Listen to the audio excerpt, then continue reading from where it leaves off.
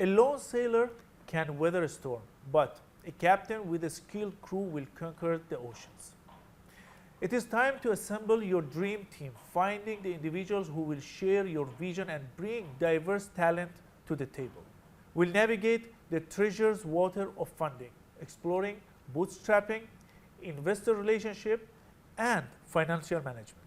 And to ensure smooth sailing, we'll chart a course through a maze of legal and regulatory consideration, keeping your ship safe and compliant. This is a very critical moment for entrepreneurs. Am I right? Absolutely. In fact, this is the best time to become an entrepreneur. The whole world is moving toward entrepreneurship. India is witnessing the highest rate of employees converting to entrepreneurs. So this is definitely a very exciting period for all of us in this world. Why is the reason? I mean, you have a full-time job, because we know, I mean, our families, the first things they will be happy about that I have a 9-to-5 job, you know. Then suddenly, now it's totally changed, because before, in my generation at least, I believe that was a dream to have a 9-to-5 jobs. But now it's changed. Why do you think is that? Because the needs and wants of people have multiplied. The advancements that's happening, lots of people cannot sustain that within the revenues that they generate of an employment. So now people want to get more creative. They want to play larger roles rather than playing a very restricted role. So they want the freedom of their actions, the freedom of their decisions, the freedom of their thoughts, the freedom of implementing their passions. So highest number of entrepreneurships are happening now, where an employee is converting into an entrepreneur and an entrepreneur is converting into serial entrepreneur. Serial entrepreneur means doing more than one businesses at the same time. So these are all very exciting and interesting times. So you don't feel also, because maybe it's first generation, okay? We are talking about the different generation who's, for at least I believe, they're brave. And second, also creating business or being entrepreneur, it's much easier. And families, they accept more. Is it all that's not involved also in this? Well, you'll be surprised to know this. More than 85% of the millionaires and billionaires in this world are first generation entrepreneurs. It's only 15 to 20% of the existing entrepreneurs which are entrepreneurs because of the legacy that they come from. So these are very good statistics which really motivate people to take the journey of being an entrepreneur. Freedom of your time and freedom of your decisions is priceless, and people have realized this, and that's why it's on the upswing. What advice do we have for building a strong team culture, especially for remote or geographically dispersed teams? Well, the success of any enterprise or any entrepreneur, a lot depends on the team that he carries along with him. Like for example, every movie, like the A-lister film star gives hits sometimes and gives flops a lot of times, purely because of the change in the teams. An entrepreneur also needs to map his journey with the right set of people along with him. Now, we give a lot of importance to marrying the right person. The same level of diligence is required to get the right team alongside with you. You are going to be a cumulative effect of everybody's efforts on the success that you are going to be achieving. So your success is directly proportionate to the quality of people that you have shortlisted and being with you. It's not only shortlisting people and bringing them on board as your team. You need to recruit the right type of people. You need to train them in the right way. You need to retain them with the right motivation, and you need to keep retraining them for becoming more productive. So all these elements, the entrepreneur needs to be doing it in the right proportion at regular intervals and with a great degree of consistency and persistence. So if you do this, it will be fantastic. You will really become a great growth story. It's like a cricket team. You cannot have just Sachin Tendulkars in the team and win the match. You'll need to have a great batsman, you'll need to have a great bowler, you'll need to have a great wicket keeper, you'll need to have a great fielder, you need to have all-rounders with you as a successful team. Now, I love to keep telling my people with whom I work, with my associates, business partners, that we need to acquire people, we need to acquire talent. Acquisition of business is easy if you have acquired and set together a right team. So collaborating or hiring them or giving them partnerships whatever way you can do it, but always have the best type of people with you and the right set of people with you. It's similar to being in films or in a cricket team or even in politics. Now, as an entrepreneur, you might play the leadership role, but your other set of people in your team needs to be the one which you can depend on and become the backbone of the business, the empire that you are intending to build. Take Mukesh Ambani for an example. He has a robust team of people with him in his inner circle, the top management. Take any other enterprise for that matter. Take Tata Industries or Tata Group of companies. They are all headed with very competent CEOs who report to the main leader, and collectively they are creating more success, more growth and more expansion for the organization. So we really need to be mindful of the quality and type of people that we have with us in our teams. The formulas can be different. It can be employees, it can be partners, it can be employee partner, it can be stakeholders, employees with whom you have got a commitment of giving them ESOP, equity of the company, based on the performance that they give to the enterprise for growth that's going to be created for the business. So all these elements put together are going to give you a very good team which will ensure that they are successful with your leadership. I need two advice from you. First, about the marriage advice. Later, I will ask you after the show. Okay. The second is, every time I come to your office, I see one of your friends, and mostly they are not from India. Yes. And I believe you guys sometimes been friends for 20, 15 years. So how you learn that? Because being a friend with someone who's different culture, different beliefs, it's not easy. And I believe you didn't grow up also outside India. You grew up here all your life. Tell me the secret of that. Again, like I said, entrepreneurship is all about man management. And I love to say that relationship is the strongest ship. It can never sink unless you commit a blunder. So you really need to keep investing in relationships. And how can you invest in relationships? By sacrificing your expectations, by conceding to the expectations of the other side. And if you do that, you're going to be very successful. Now, relationships should not be restricted to a geographic territory. I'm blessed to be traveled to almost more than 75% of planet Earth, and I'm very happy to say that in every city that I travel to, in every country that I go to, I have got soul relationship, soul connected relationships, soul to soul relationships. Like I could stand up to them whenever they need me, and they will stand up to me whenever I need them. So that kind of bonding and relationship plays a very critical role, not only limited and restricted to business, but even to your personal life. So I'm a people's person. Every entrepreneur should make an attempt to become a people's person. When you are with people, when you believe in relationship building, automatically you are building an ecosystem which will boost your business growth. Recommendations, testimonials. That testimonial can be about your product or your service or your company or you as a personality. Not necessary that every friend of yours is your customer, but it is very much possible that your friend has become a testimonial of you as a person to a person who can become the biggest customer that you might acquire or achieve in the short run or in the long run. So you do not know where the opportunity will flow from. Every relationship is critically important. Let me give you an example. I wanted to become a member of CII, Confederation of Indian Industries. Now you need 3 references to become a member in that particular organization. It's an organization of all businessmen, entrepreneurs and businessmen and business corporates and all of that stuff. So I was not getting the process on how to get this done. The office boy in my office was the office boy in the office of the chairman of CII in the previous job. When he heard me talking about my requirement to somebody else on the phone, he volunteered to connect me to the chairman.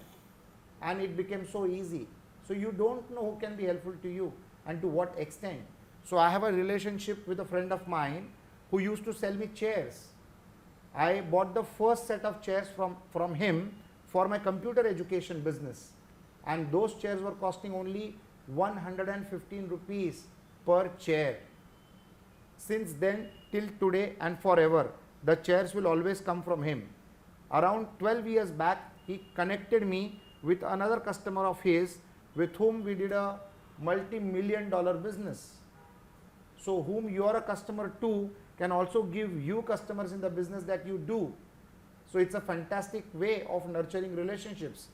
And I always love to understand that people will forget what you paid them when you get a product or service, but people will never forget how you treat them, how you behave with them, the amount of importance that you give to them, and the kind of relationship that you nurture. All relationships should be nurtured for a very timeless period without an intent or an intention. It should be a part of your nature. You cannot act to be a good man. You have to be a good man, because people can see through if you are not a good man and just trying to act on it. So if you can make this as a part of your nature, it will be fantastic. The question is about the mindset, how you think, what is your attitude towards a fellow human being. Ultimately, it is your attitude and your gratitude which will define your altitude, which will define your growth. My question is not related to next one. Did you see all this when you were teenage? Oh yes, I've been blessed to be working since the age of 13, 1-3. I've been blessed because of my economically challenging background, but emotionally rich background. I could understand the importance of every human being in my life. Not only my parents, my brothers and my wife and my children, but every person with whom I have crossed paths. Whether I'm riding in an Uber in an international country or whether I'm on a flight to a domestic destination, doesn't matter. The man next to me, I will always strike a relationship and I will learn from him. I was blessed to be a door-to-door salesman during my college days. Right from 1990 to 93, I was door-to-door selling clothes, cosmetics, perfumes, Payal chappals, multiple products. So I met so many people. There are people, when I rang the doorbell, they opened up not only the doors, but they opened up their hearts and welcomed me. There are people who banged the door on my face and also abused me. But any amount of doors being closed on my face did not alter my enthusiasm to ring the next bell. Now what did it give me? It not only gave me money to do my education in college, but it gave me the learning of human psychology. I saw people buying from me even when they didn't have a need. I saw people welcoming me even if I was disturbing them during their sleeping time. So human relationship is very delicate and very important for me, like for all of us, like for you and everybody watching this particular podcast. But I very cautiously, carefully and mindfully nurture every relationship that I have, nurture every bond that I have with every human being that I meet. And I also believe in a very powerful statement: giving is the best way of living. People can see through. If you give only when you have an ulterior motive, those kind of relationships won't last long. But if you keep giving without an expectation of receiving from him or her, it will come in such multifold that it becomes a part of your success journey as an entrepreneur. Recommendations, testimonials, and what people talk when you are not in the room matter a lot in this world. Decisions get turned when people come to know about you as a person and as a personality. Decisions get turned. It can turn to the negative or it can turn to a super positive as well. So I give a lot of value to relationship, and as an entrepreneur you definitely need to be a very good relationship manager. So, of course, you've been rejected so many times, yeah, as an entrepreneur. But how you control your emotion after rejection? Well, you feel low, you feel very dissatisfied, but you have to look forward to life. Being hopeful in life gives you the best confidence. It dejects you. There is nobody who will not get dejected if they are refused or rejected or somebody bangs the door on their face. There is nobody. I will not lie. It dejects me also. But how fast can you come back? I can come back in a few seconds because I have seen the door banging on my face so many times when I was a salesman. So it cannot deter me, and it made me shameless because I was doing the right thing. Why should I feel ashamed of ringing anybody's doorbell? I'm looking out for an opportunity to earn revenue, and that person might be looking out for an opportunity where somebody comes to his doorstep and serves him for the need that he has. So it's matching of both the requirements together. Just that I need to keep ringing a lot of doorbells so that some of them match the requirements that I have. So I have to come back. It's like they say that falling down is not a sin, but not getting up is. So if you want to achieve success, no matter how many times you fall down, how fast you can bounce back and come back with the same quantum of enthusiasm will define the quantum of growth that you will achieve in the nature of you doing the business that you want to do. How can entrepreneurs navigate the challenge of bootstrapping and secure alternative funding source without compromising their vision or control? Okay, so like I say, finance and funding plays a very critical role in the establishment and in the growth of any business model. If you are a new startup, okay, or if you are an entrepreneur who has just started business, I will recommend to be bootstrapped to as much time as you can sustain and grow. If you are an employee and wanting to become an entrepreneur, I would say that make sure that your first round of funding comes from your potential customer base itself, so that you can be financially independent rather than taking loans. Of course, most of the people start by taking loans from friends and relatives, and those people take risk because of the relationship that you might be having with the people that give you the money. But you need to be bootstrapped as far as possible, and you need to raise money only if it is desperately required. Otherwise, you should not raise money. Customers' money is the sweetest money for any business. And when you need money, you will need money for growth, obviously. You will need money for sustenance, survival and growth. At that point of time, take money from somebody who can become a strategic investor in you. A strategic investor will not only give you money, but he will also build multiple opportunities for you to grow faster. He will start taking care of you because your success is his success, and your profitability improvement is improvement of valuation for the investment that he's done. So try to have strategic investors in business. You will be a more successful or a better successful entrepreneur rather than struggling. Raising only money is not a guarantee to succeed. 8 out of all funded companies fail because they spend more than what was supposed to be spent. Expenditure and the proportion of the expenditure for the requirement needs to be balanced at all times. If you lose that balance, so I've got a friend of mine who got funded to the tune of 740 crores in the first year of business operations. It was a tech company, tech startup in the housing sector, in the real estate sector, and they closed down in the year that they got funded. 740 crores. When I met him after a couple of years, I asked him what went wrong, and he answered only in one line: we got funded. When you get funded, the chances of you making wrong decisions are much higher.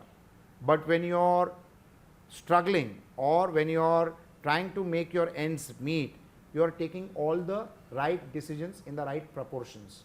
A strategic investor will give you the money, but he will ensure that the deployment happens in the right way and for the right reasons. Plus, he will ensure that a bare minimum quantum of business keeps coming to you so that you can make the desired profits that he is envisioning by investing in your business. So strategic investment is great.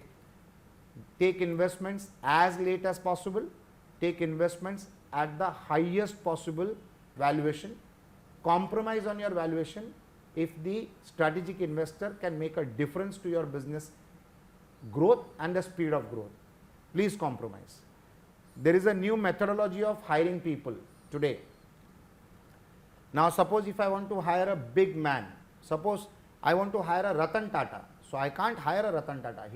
I don't know what salary he'll ask for. He'll ask for a salary which will be 1,000 times more than your business turnover. How do you still engage him?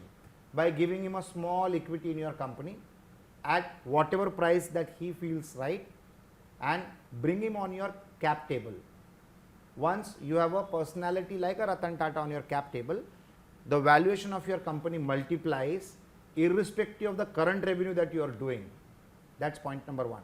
Point number two, when a personality, a big personality is a part of your equity structure, you start attracting the right kind of people who will want to invest in your company. Now the valuation of your enterprise changes. When you want money, the valuation is different. When people want to invest money in your company on their own, the valuation is different. So try to be in the second situation. It's all a proper strategic move on which name is there on the cap table of your company. That makes the whole difference. So do not take money when not required. Do not take money only from investors, but try to always identify the right match for your enterprise as a strategic investor. If you can have it as a part of your business plan, you will be able to do that. Let me share you an example. I know of a young couple who went and sat outside Ratan Tata's house for a couple of days and sent a short note that we have achieved this, we have taken a special permission from the central government in the business that we are doing, which was very unique, and we will want you to be a investor in our company. After visiting the house couple of times, after waiting outside for multiple number of hours, one day Ratan Tata called up the girl and asked her, do you have time to have a cup of tea with me tomorrow morning at 10 o'clock? Just see the question that he asked, and next day they met. Rest is history. Today this company is valued at 1,000 crores. It is just 5 years old and the entrepreneurs are below 33 years of age. So this is what you mean by a strategic investor. And when Ratan Tata came on their cap table, the other investments just started flowing on its own. So that is the importance of fundraising: when, how, where, from whom and how much. These are the questions that you need to ask, and you need to plan it well in advance. So it reminds me of the childhood when father wouldn't give us the money for 1 month, and he give us daily base, and he says, for you to understand the value of money. If I give you in one, then you won't understand it. So as a venture investor, I believe in a concept called drip funding. So suppose if I have committed 15 crores to an entrepreneur, I will commit that 15 crores, but I will say that I will invest this over a period of 30 months on an installment of 50 lakhs rupees a month against a list of milestones that you need to achieve. So multiple things happen. One is I monitor that the money is not going to be lost because of wrong decisions taken by the entrepreneur. Yeah. Second is the entrepreneur is on his toes because he needs to match the milestones and achieve them. Thirdly, it justifies my further investment in the company on the basis of the performance that that entrepreneur has done. And fourthly, the entrepreneur is mindful of what he is supposed to be doing when these kinds of investments are coming in. He can't take liberal, lavish decisions. He needs to take decisions in the proportions of the need that his business has for the growth that he wants to achieve. So it's a very interesting formula that I set up so that I don't learn a very expensive tuition of how to lose money. At the same time, the entrepreneur should not be loaded with money in one go where he starts taking wrong decisions, because then you are the cause for him to take the wrong decisions and drown the business that he has established. What key legal and regulatory considerations should entrepreneurs prioritize early on, depending on their industry and locations? There are 5 types of stakeholders, a minimum of 5 types of stakeholders in every business. One is your employees, one is your stakeholders, that is investors, one is your vendors, and one is your customers. Now these are 4, but the most important stakeholder in every business, in every country and every city is the government. And you begin with the government. Before you could generate the first rupee or revenue or the first dollar in business, you need to ensure that you have the right approvals, the right licenses and the right permissions to start the business that you want to start. In law, there is a very interesting saying which says that a mistake by mistake is also not a mistake. It will be attracting some punishment. So you need to be extremely careful. whether it is your tax authorities, whether it is your municipal authorities, whether it is your development authorities, the nature of your business will define the amount of approvals and permissions that you need.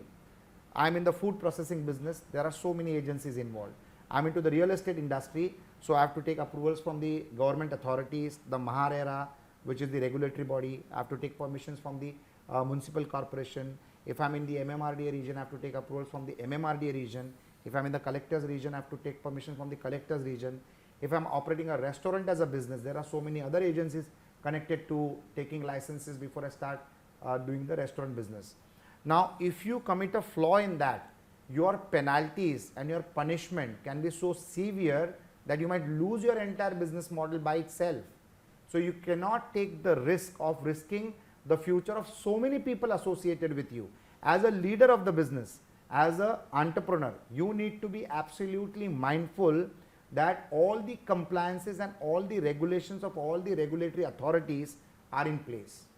As an entrepreneur, you might not have the knowledge to have all the compliances in place, how to get them. You might not have that expertise, but for everything, you have got professionals. You have got company secretaries, you have got lawyers, you have got chartered accountants, you have got licensing agencies. Everybody is available. You need to choose the best people and ensure that you are protected from all sides of your business, from the regulatory point of view, from the government point of view. So the government is the most important stakeholder of your business. So interesting. I remember because one thing here about Sante. Sante has many other branches outside India as well. And when you want to do such a business, for example, restaurant business outside the country, you have to consider the culture, the government, and the people taste are totally different. How you do that? Okay, so we map the culture of that particular country. Like we want to open up a Sante in Dubai. Now Dubai has got their own sets of rules and regulations in terms of health, hygiene, permissions, approvals, fire compliances. Fire plays a very critical role in a restaurant. So you really need to have the right installations done and clarified or cleared by the fire department of that particular city or that particular country. So today Sante is in 5 cities of India, but we want to, we have got 8 Santes in 5 cities of India, but now we want to venture into multiple other countries. In Dubai, the regulatory authority has got different set of restrictions. In the United States, like we want to also operate in United States. In United States, there are different set of regulations which are all important. In every city, in every country, the compliances change in the difference of the weightage that different people have. Like for example, employment in Dubai, the employment rules in Dubai are much different than the employment rules in Europe, in UK or in United States of America. So you really need to study them well, because that one wrong information or lack of information might create such a setback that you might have to wind up that activity and come back to your home country, or wind up that activity and look out at some other activity to be done, incurring tremendous amount of loss of time, efforts and money. So regulations are very important to be understood. The do's and the don'ts need to be absolutely clear. So when I say an entrepreneur needs to study that business model in a maximum period of 90 days from the day he wants to start that particular business, also the element which comes into that deep study is the rules, regulations and the regulatory requirements. You cannot commit a mistake even by mistake. You are an entrepreneur, you are not a small child anymore. So nobody is going to forgive a mistake that you might commit, especially the government. Now this is done purely with the interest of your customer, with the interest of your consumer. Today when I become an entrepreneur, my customer is at the mercy of the decisions that I have taken. The compliances, if not done right, might harm my customer and my consumer. The same amount of protection comes to me when I become a customer to some other enterprise which has got all the compliances in place. If they don't have all the compliances in place and if something goes wrong, then as a customer I would suffer. So compliances is good for every business enterprise, and do not take any shortcuts. If you take a shortcut, you will not be there in the long term. So that's my advice to entrepreneurs wherever I meet them, whenever I meet them and whenever I interact with people on the regulatory topic. Thank you, sir.